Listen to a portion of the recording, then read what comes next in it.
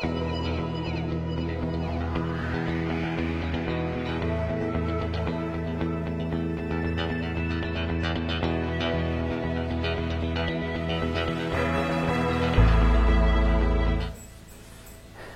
Mareks Osovskis, Olimpiskās vienības fizioterapeits. Es nodarbojos arī ar vienu no ārstēšanas metodēm, ko sauc par kinezioloģijas teipošanu. Un es jums šodien gribu pademonstrēt, kā mēs varam palīdzēt pie dažādām slimībām un problēmām, kas cilvēkam radušās varbūt ikdienā vai sportojot, un kā šo metodu pielieto pie dažādām traumām un slimībām. Šādu metodu arī pielietot medicīnā un mācāt ar viņu darboties, kurš katrs cilvēks to nevarēs izdarīt. Ir jābūt ar dziļām medicīniskām zināšanām un jāaiziet specifiski kursi, lai vispār viņu spētu līmēt.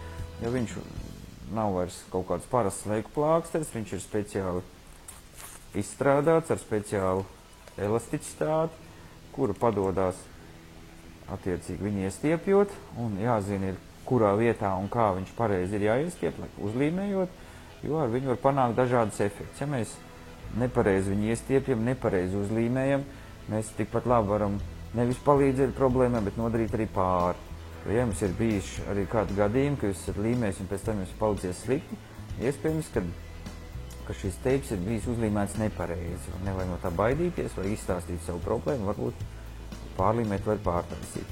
Rūpnieciski viņš ir uzražots no koku vilnas materiāla, tas ir dabīgs materiāls, nav nekāds ķīmisks, kā varētu kaut kas būt sliktāks. Vienīgā ķīmija, ko daļai varētu nosaukt par ķīmiju, kas ir iestrādāta šajā teipā, ir šī līme, bet tā ir akrila līme, kur ir atrasta, kur ir vismazāk alerģiskā vai vismazāk kaitīgākā ķermenim, ādai un vispār cilvēkam. Un praktiski tikai reāli ap 1% un mazāk ir kaut kādas ādas reakcijas uz šo materiālu. Rūpnīcā viņš jau tiek uzklāts uz papīra jau ar 10%, bet to zina tikai fizioterapeits. Kāpēc viņš tā ir? Jo tās ir speciālas metodas, kur tiek izmantots tikai šiem 10%, ko līmē pārsvarā. Kā jau redzat, līme ir ļoti stipra, viņa ļoti labi turās, bet ja mēs viņu daudz aiztiekam ar rokām, mēs viņu vairs līmēt nevaram. Tāpēc ir jāmāk uzlīmēt viņu neaiztiekot, jo ja aiztiek šo līmu ar rokām, viņu vairs nelīm. Gribētu jums pievērst uzmanību vienai no ārstēšanas metodēm, ko sauc par kinezioteipu, kur izmanto rehabilitācijā. Mana pieredze ir jau 5 gadus šajā metodē, un es jums gribētu parādīt, kā var palīdzēt pēc dažādām traumām, kā novākt iespējams kaut kādas tūskas. Pēcoperācijas periodā nepieciešams viņu pielietot pie kaut kādām dažādām traumām vai sāpēm vai traucējumiem. Sāksim ar potīšu locītavu, kas ir viena no visbiežākām traumētām vietām lielajā sportā un varbūt ikdienā, varbūt ziemā vairāk. Kā mēs varētu šajā gadījumā, kā var ar šo teipa metodi, kinezioteipa metodi palīdzēt cilvēkiem ātrāk atgriezties ikdienas dzīvē. Tātad sāksim.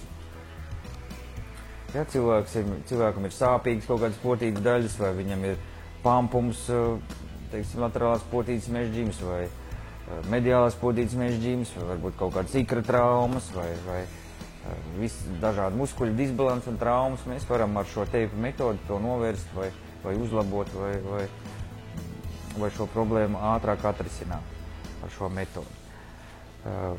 Šeit pievērsīsim uzmanību tieši vairāk laterālās potīšu mežģīmu gadījumā, kā teipo ar šo kinezioteipu. Ir jāpaņem garums ap šo saišu daļu, kur ir plīsusi. Viņi var būt, protams, no anatomijas priekšā, vidū, aizmugurē. Pieņemsim, tās ir priekšējās vidējās saites. Ņemam garumu, nogriežam. Gali vienmēr mums ir jānopaļo, jo, ja mēs pielīmējam teipu ar nenopaļotiem stūriem, viņš vieglāk plīst nost. Nopaļotiem uzturās labāk. vienmēr līmēšana ir specifiska, iestiepumā.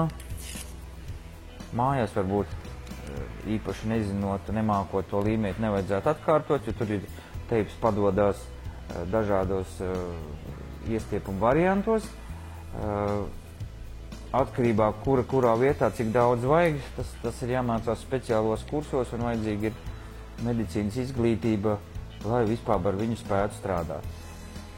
Tā kā, lai ar kinezio-teipu strādāt, būtu jābūt medicīniskai izglītībai un izietiem šiem kursiem. Tātad iestiepjam, uzlīmējam, gali mums nāk brīvi.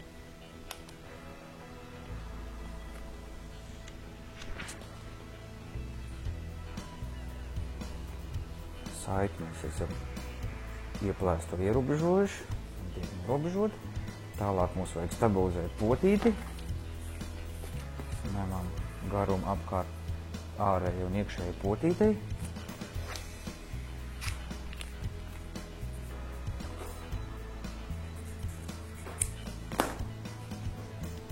Līmējam no vidus. Specifiski atbrīvojam, nedrīkst to ar pirkstiem nedrīkst aiztikt, citādi līme var zaudēt savu darbību.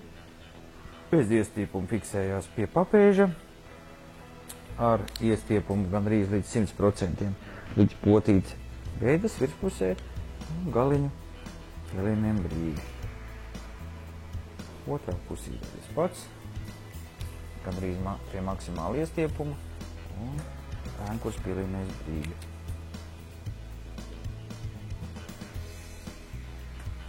Ja, teiksim, pacientam ir apmetojums pa lielu, viņš ir nepieciešams noskūpt, bet šāds neliels apmetojums arī varētu būt, ja pielīmēts teips, pielīmējis pie šīm spalvām, viņš stimulē to saucamo propriorecepciju, dziļo jūšanu, kas palīdz labāk vēl izprast kustību un ātrāk reģenerēt pie bojājumiem, pie saišu bojājumiem un kaut kādām asveidu tūskām. Tas mums ļauj ar to dziļo jūšanas palīdzību izprast šo kustības amplitūdu.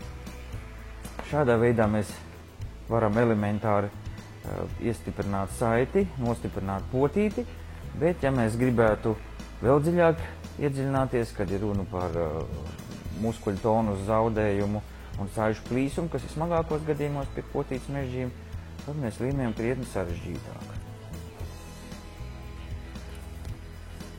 Tātad, ja mēs gribam iedziļināties šajā problēmā vēl dziļāk, mēs varam strādāt arī ar muskuļu tehniku pievienot, stiprināt šos muskuļus, ja tas disbalans radies potīšu mežģību dēļ.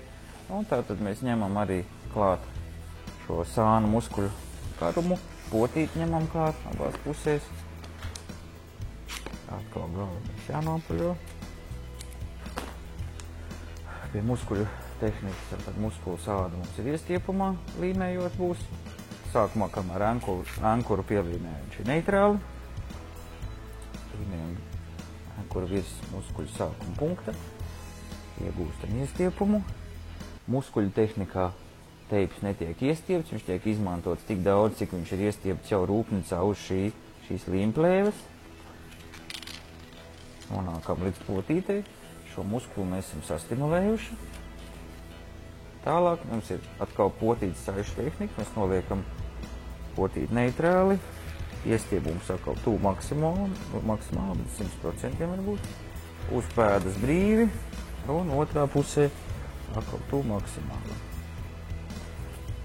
Un ja mums ir pa garu, mēs nenoraujot papīru, nogriežam apaļu. Ja mēs noņemsim no papīra nost, teiksim, un gribēsim pēc tam nopaļot, tas ir ļoti grūti izdarāms, jo līme līp un viņš mums neļauj nogriezt. Viņš vienmēr jāgriež ar papīru kopā. Un ankurs atkal pielīmēs brīvi.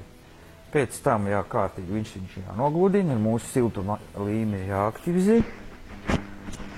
Un vēl potītei mums ir vajadzīgs stabilizējošs gabaliņš teipas priekš, tas saucamās priekšējās izslidēšanas, lai potīti mēs spētu virzienā uz priekšu līst ārā. Mēs paņemam garumu, griežam,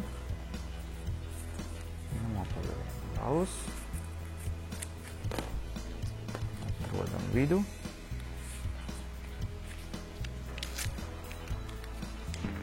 fiksējam pie Ahilē cīpslas brīvi, vaļā, un iet pāri potīti atkal pie 800%, galvā nedaudz neitrālāk, un nofiksējam, gals aiziet krustā brīvi, un otrā pusē potīti atkal tie paši 800%, un vēlreiz brīvi. Tas mums būtu tāds samērā vienkārši palīdzības metode ar šo kinēziju teipu pie potītes mežģījumiem. Varbūt ir kaut kādas traumas, papēžu kaulās vai teiksim, mazākos kaulos arī pašā pēdā vai kādas citas problēmas, varbūt ir sastiepti muskuļi, ar ko mēs varam pielietot šo teipu un šādu metodi.